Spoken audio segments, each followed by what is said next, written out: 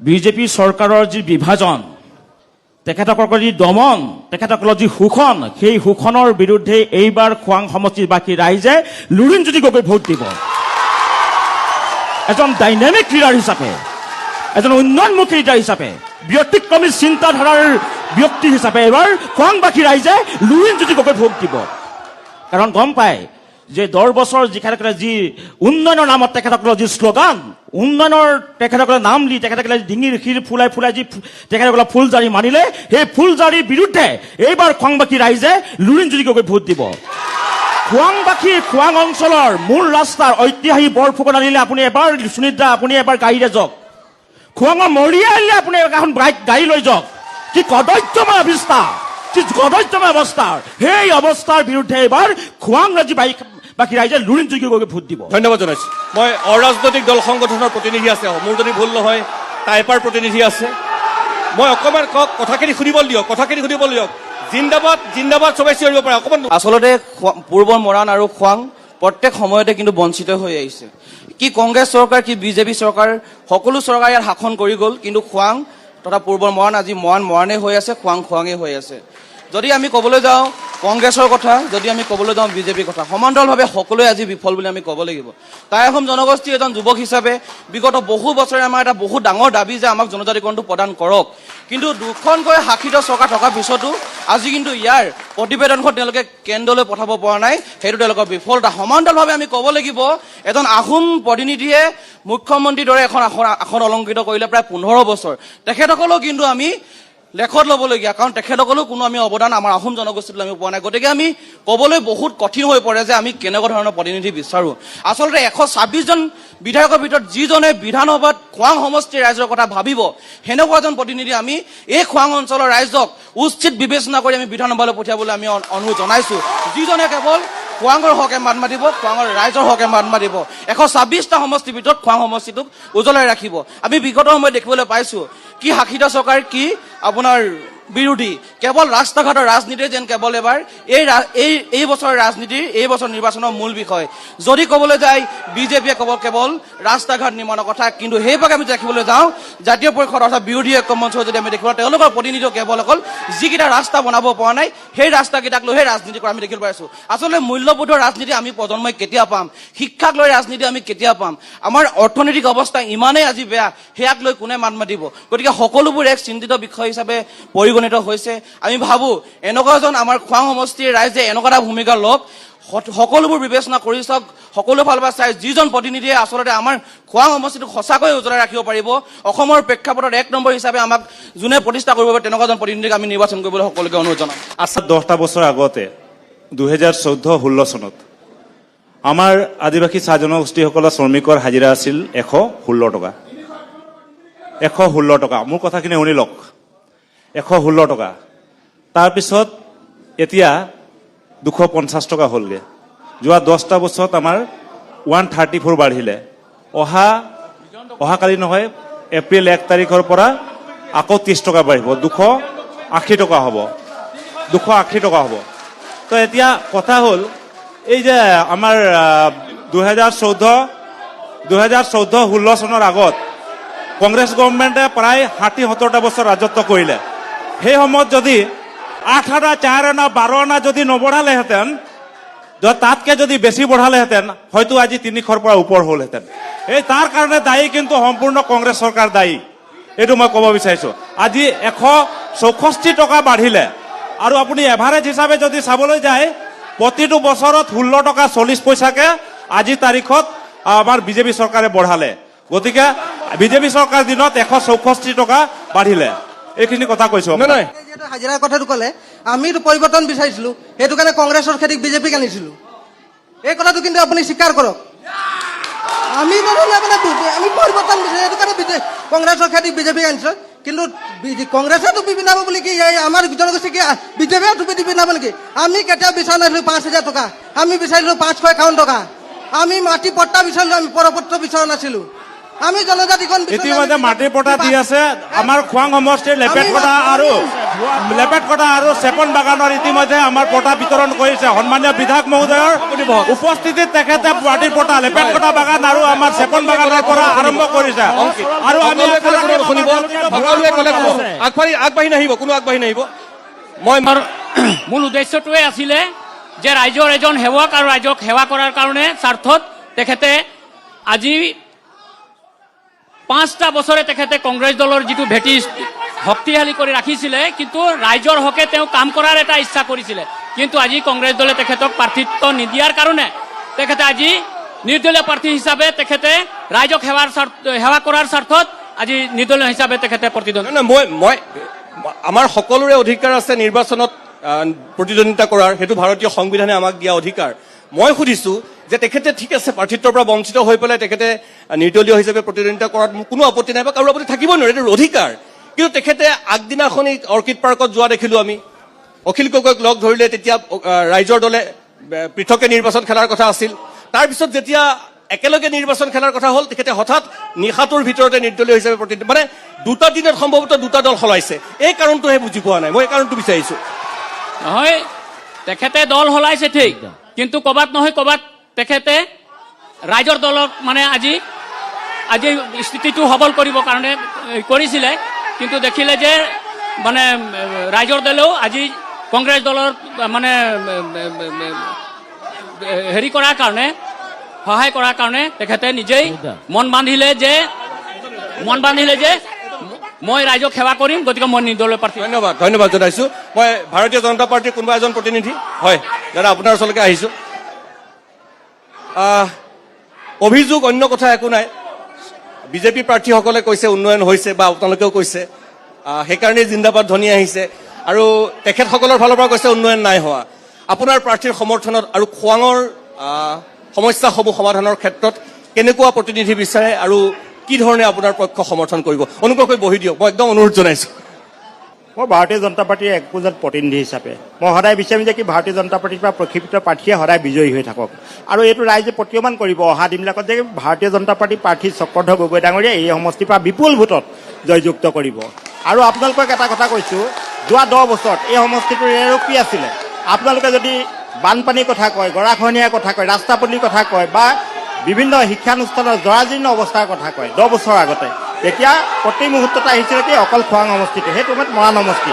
আৰু আজিৰ তাৰিখত আপুনি যেনিয়ে যায়, আপুনি যদি কলাইখোৱা ফালে যায় তাত দেখিব আমি 2 লেনযুক্ত ৰাস্তা হৈছে, আপুনি ৰাংচালি ফালে যায় তাত 2 লেনযুক্ত ৰাস্তা হৈছে। ইতিমধ্যে এজন বন্ধুৱে কৈছে মৰিয়ালটোৰ কথা, মৰিয়ালটো ইতিমধ্যে নিৰ্মাণ কৰিবলৈ প্ৰাৰম্ভিক কাম আৰম্ভ কৰিছে। আৰু আপোনাক এটা কথা কৈছোঁ, বৰফুকন আলিটো ইতিমধ্যে নিৰ্মাণ কৰিবলৈ আগবাঢ়িছে।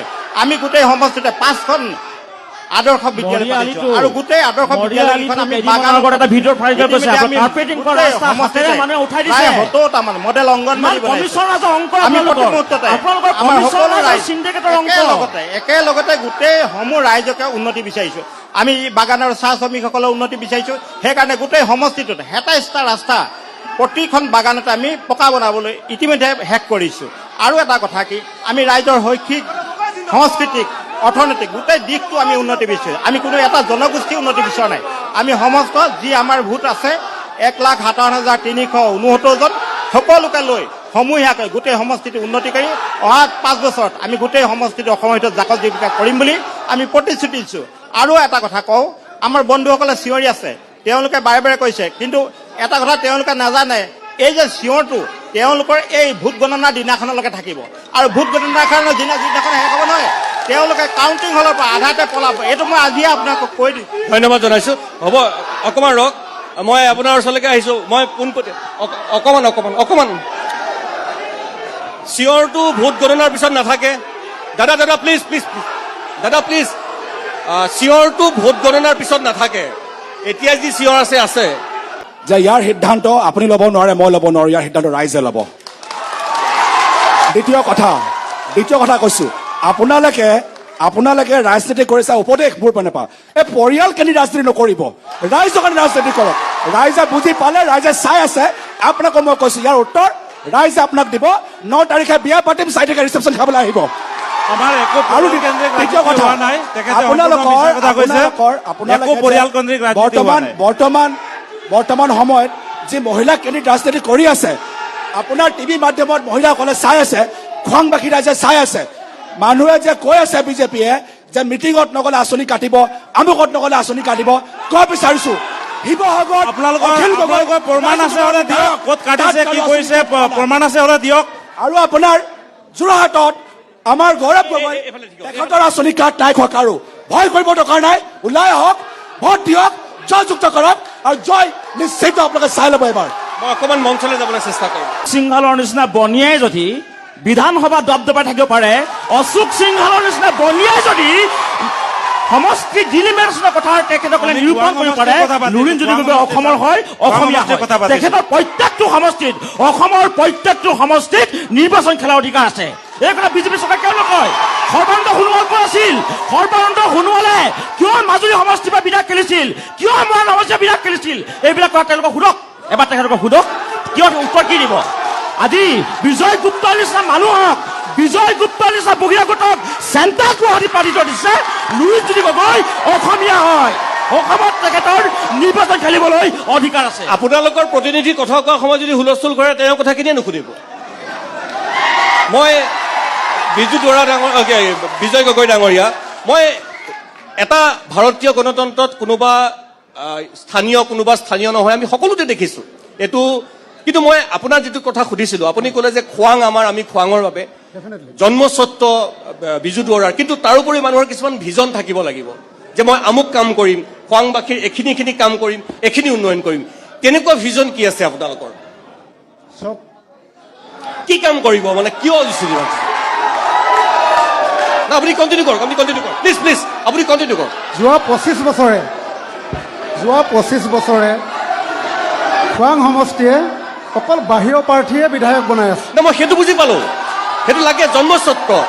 ঠিক আছে, খোৱাংবাসী এজন স্থানীয় প্ৰাৰ্থী বিজয়ী কৰাব। মই আপোনাৰ আপিলটোকে মই বিচাৰো হয়। খোৱাঙৰ আৱেগ, খোৱাঙৰ অনুভূতি, খোৱাঙৰ মাটি, খোৱাঙৰ বতাহৰ লগত পৰিচিত এজন ব্যক্তিক এবাৰ খোৱাংবাসী ৰাইজে MLA বনাব।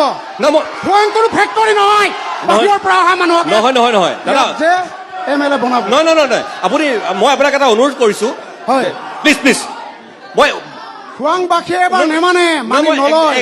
খোৱাংবাসী ৰাইজে ইতিমধ্যে মন মানিছে। মই সেইটো বুজিছোঁ। এবাৰ খোৱাঙতে জন্ম হোৱা এজনক প্ৰশ্নটো বুজা নাই, বিধায়ক বনাব। নহয় আপুনি প্ৰশ্নটো বুজা। মই হয় বিজু দুৱৰা জিকিব, হয় তেখেতৰ মিছনটো শুনিছোঁ মই।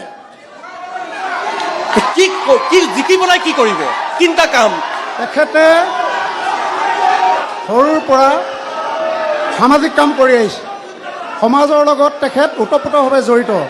তেখেতে নিজৰ সাঁচতীয়া ধনেৰে আলি পদূলি নিৰ্মাণ কৰিছে, বিদ্যালয়বিলাকত কিতাপ যোগান ধৰিছে, ক'ৰবাত আত্মজনক তেওঁ সহায় কৰিছে।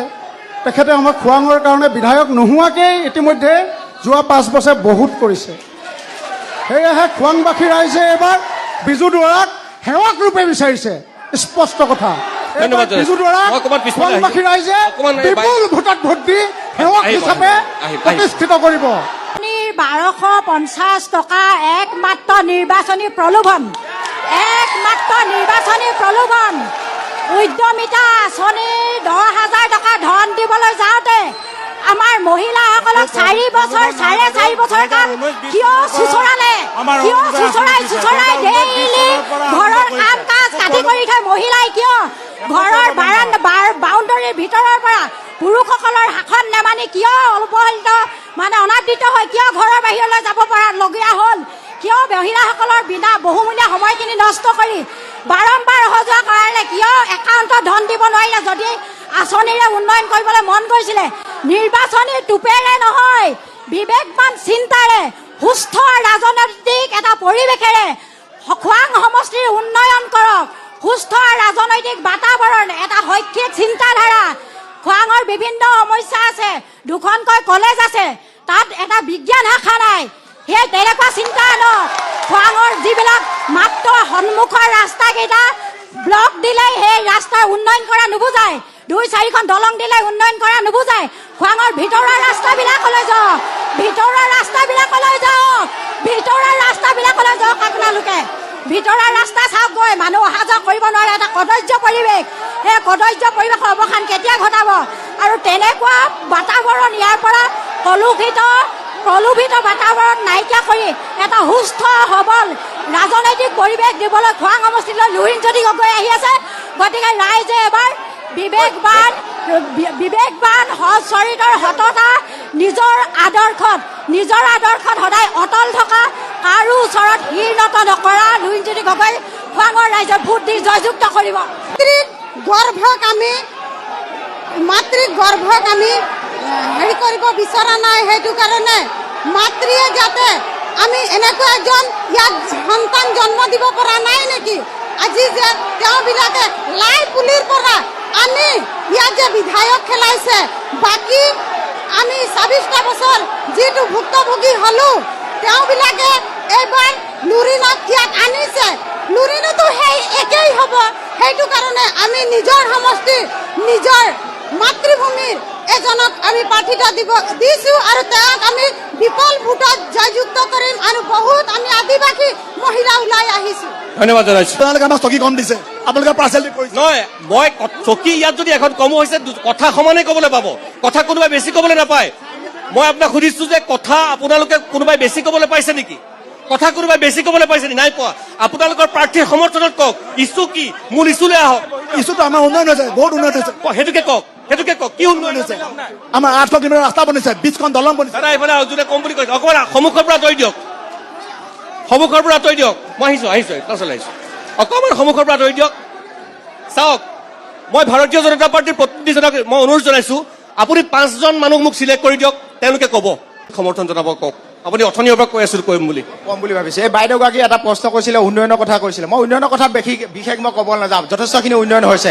কিন্তু এটা কথা মই ক'বলৈ যাওঁ, 2016 চনৰ আগত যিখন চৰকাৰ আছিলে, সেই চৰকাৰখনৰ দিনত আই মাতৃসকলে, পিতৃসকলে এটা কথা ভাবিছিলে যে মোৰ ল'ৰা ছোৱালী ডাঙৰ দীঘল হ'ব, ভাল এখন সংসাৰ কৰিব, ভাল এটা চাকৰি পাব বুলি ভাবিছিলে। কিন্তু এটা কথা 2016 চনৰ পাছত আই মাতৃসকলৰ মুখত 2016 চনৰ পাছত আহিলে। কিয় আহিলে মই কথাটো কৈ দিছো, যুৱ প্ৰজন্ম হিচাপে মই দেখা পাইছিলো 2016 চনৰ আগত আই মাতৃ এগৰাকীয়ে, পিতৃ এজনে এডোখৰ মাটি 5 লাখ টকা 10 লাখ টকাত বিক্ৰী কৰি দি পিনে চাকৰি ল'বলগীয়া পৰিছিলে। এতিয়া 2016 চনৰ পাছত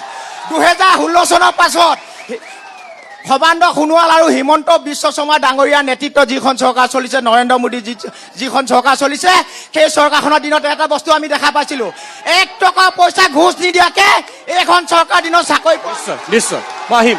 মই আপোনালোকৰ মিত্ৰ শক্তি ৰাইজৰ দলৰ প্ৰতিনিধি। মই আপোনাৰ ভাইটি অকণমান ৰ'বা। ভাইটি, এনেকে নহয়, এনেকে নকৰিব দাদা, নকৰিব, এইটো কাম নকৰিব। আচলতে আমি এই আগন্তুক 2026 যি নিৰ্বাচন, এই নিৰ্বাচনত আমি বুকুত এটুকুৰা জুই লৈ, বুকুত এটুকুৰা বেদনা লৈ আমি ভোটদান কৰিবলৈ ওলাইছো।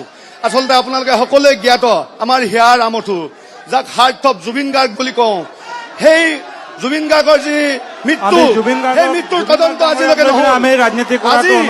আজি কথাৰ ফুলজাৰি মৰা তথাকথিত এই বিজেপি চৰকাৰৰ মুখ্যমন্ত্ৰীজনে কৈছিলে, যদি আমি নিৰ্বাচনৰ আগত জুবিন গাৰ্গৰ ন্যায় প্ৰদান কৰিব নোৱাৰো, তেনেহলে বিজেপিক আপোনালোকে ভোট নিদিব।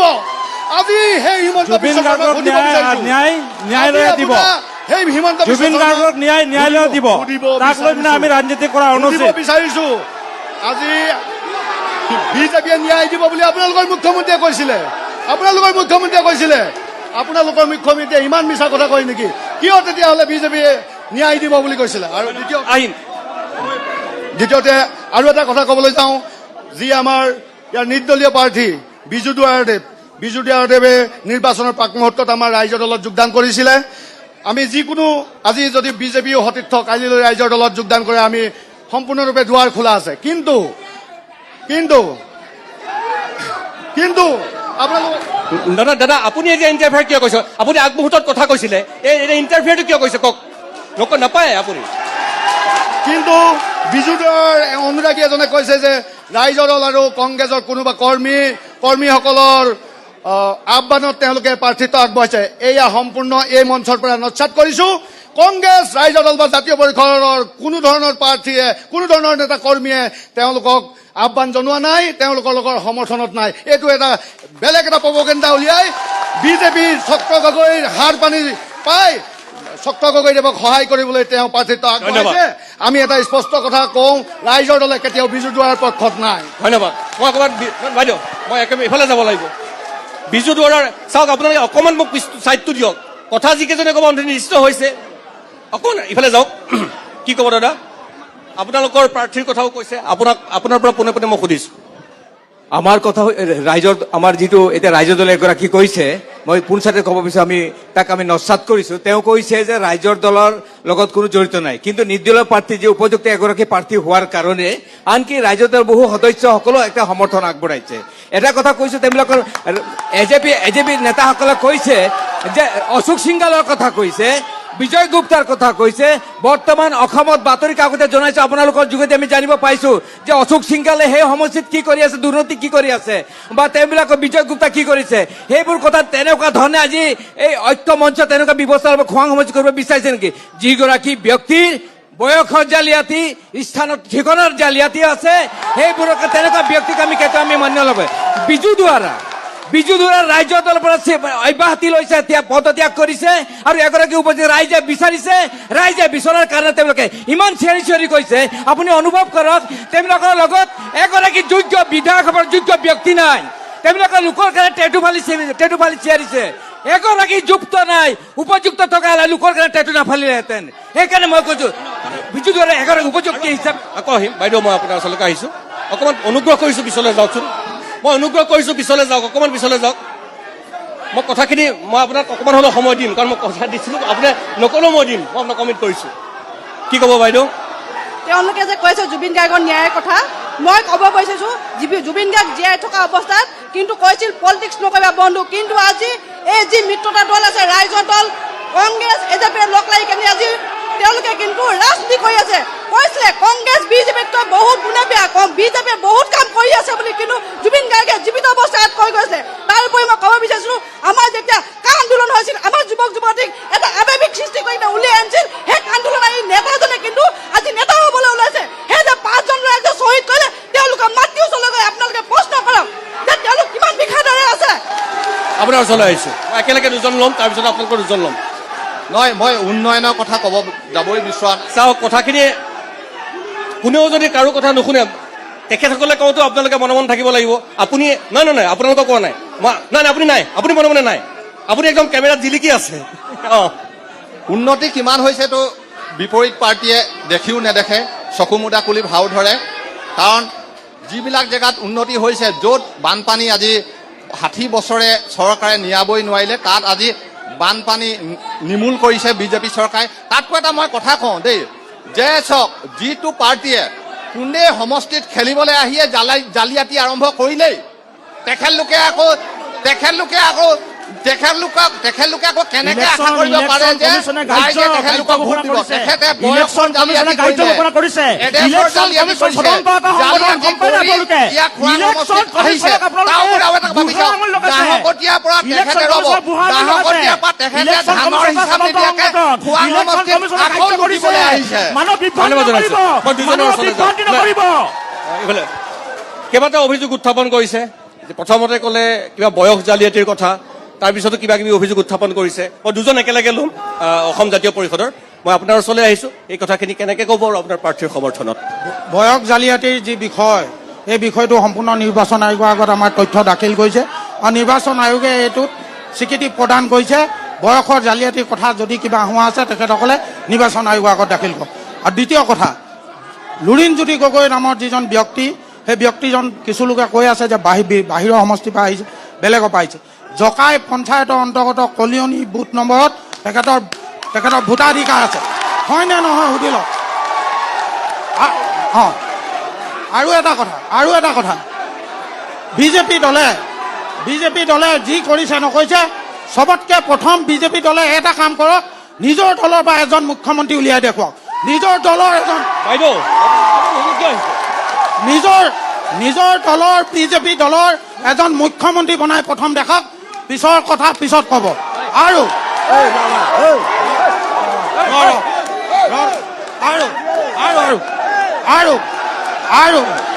সুনীতা হিন্দু মুছলমানৰ নামত ৰাজনীতি কৰে 53 বছৰ বিদেশীৰ বোজা অসমক দি বাংলাদেশৰ হিন্দুসকলক নাগৰিকত্ব দিব বিচাৰিছে কিন্তু তাৰ পৰৱৰ্তীতে চাহ জনগোষ্ঠীয়ে 200 বছৰ দীক্ষাল অসমত থাকিলে কিয় চাহ জনগোষ্ঠীৰ লোকসকলক ভূমি পট্টা দিব পৰা নাই? এইটো এটা জাতীয় বিষয়, এই বিষয়টোৰ ওপৰত তেখেতসকলে উত্তৰ দিব লাগে। আচলতে আপোনাৰ ওচৰলৈ আহিম আকৌ আহিম, মই এজন ফ্ৰেছ এজন আপোনাৰ ওচৰলৈ আহিছোঁ, দুজন লৈ মই আহিম আকৌ অকণমান পিছত। মই চাহ জনগোষ্ঠীৰ ল'ৰা এজন হয়, চাহ জনগোষ্ঠীৰ ল'ৰা এজন হয়। আজি বিজেপিয়ে আজি চাহ জনগোষ্ঠী হৈ আপোনাৰ একো কৰা নাই। আজি সিহঁতি প্ৰথমে আহি তাতো ভিজন ডকুমেণ্ট যেতিয়া ডিঙি ফুলাই হিৰ ফুলাই চিঞৰি কৈছিলে যে আমাৰ ভিজন ডকুমেণ্ট এইটো হয়। আজি ডেটত আপোনাক ডিঙি ফুলাই হিৰ ফুলাই ক'ব কওকচোন ভিজন ডকুমেণ্টৰ কিমানখিনি এচিভ হ'ল? 25% এচিভ হোৱা নাই। আজি ব্ৰহ্মপুত্ৰ খান্দিম বুলি কৈছিলে, 10টা ল'ৰাই কোৰ লৈ ব্ৰহ্মপুত্ৰ খন্দাও আমি দেখা নাই।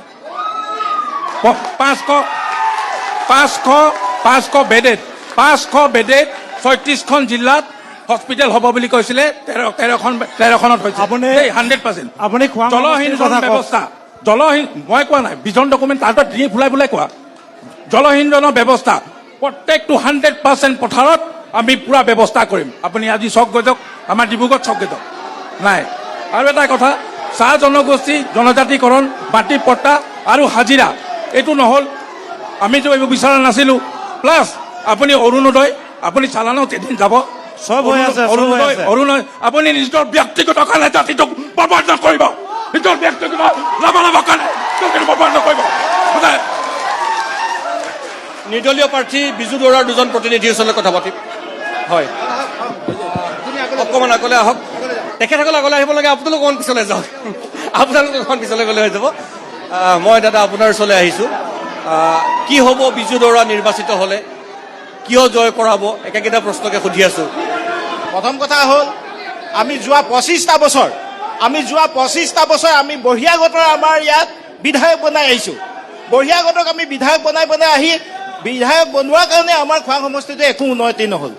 এইবাৰ সেইটো কাৰণে আমি নিৰ্দলীয় প্ৰাৰ্থী হিচাপে বিজু বৰুৱাক আমি মনোনীত কৰিছোঁ। প্ৰতিনিধিজনক বহিৰাগতৰ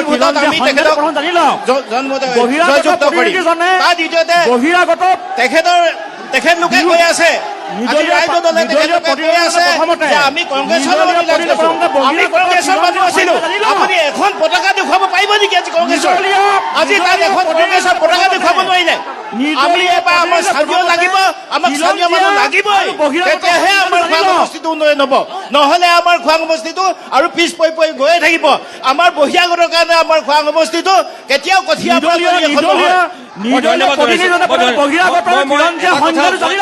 এটা কথা তেখেতকো সুধিছিলোঁ যে আচলতে কিয় নিৰ্বাচিত কৰিব।